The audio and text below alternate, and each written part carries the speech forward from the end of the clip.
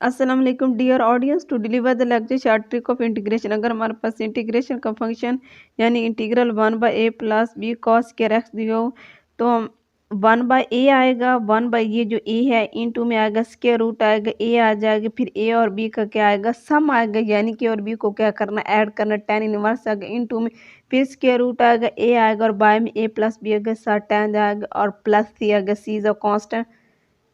Example solve करते हैं। यानी कि हमारे पास ये जो क्वेश्चन दिया गया integral 1/3 plus cos square x दिया गया। यह हमारे पास जो ए है वो 3 दिया गया और यानी कि 1/3 आ जाएगा स्क्वायर रूट 3/7 यानी कि 3 और 4 को क्या करना है, यानी कि 3 और 4 बन जाएगा 7, 10 आ जाएगा और इनटू में स्क्वायर रूट ए जो है वो 3 है और इन दोनों का सम जो है वो 7 और 10 आ जाएगा plus C.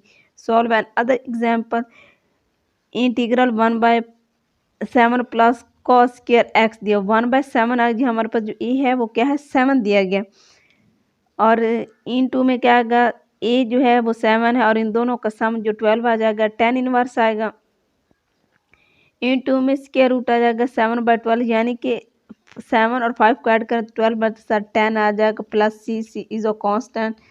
That is your final answer. Thanks for watching.